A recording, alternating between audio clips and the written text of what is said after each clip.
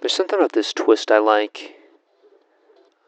I think this creaminess kind of frames it really nice. If you look over on the side here, you have some glaze that's melting, you know? Um, this is kind of a little bit more of a zoom in here, but you can see it's really like pooling and pulling. You can see this little micro webbing that's happening on the surface of the glaze here. And then if you look up here, I actually broke the handle off of this, but it wasn't just any normal break, right? It wasn't just any normal break. If you look close at this clay body, you can see that it's almost like black, right? And so what happened here was I put a low fire clay body as a handle on this side of this object, and it just melted and got, stuck to the shelf and broke off.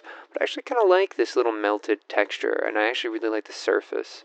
The handles aren't really usable on these guys anyway, so I really think they kind of add something, cool. Let's take a look at the bottom here. So the bottom of the vessel, you can see more of that little broken volcano texture.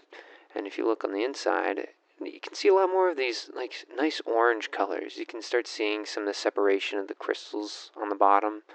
Again, you can see more of that creaminess here that I think is really nice. And then we'll take a little zoom in on the surface here. We'll just look at the surface, I really like the orange bits. I like how it's pooling in interesting places. It's like these little arches, or they almost remind me of like aurora lights, or like lava or comets, right? Imagine like the sky's on fire and there's these flaming fireballs like coming down from the sky.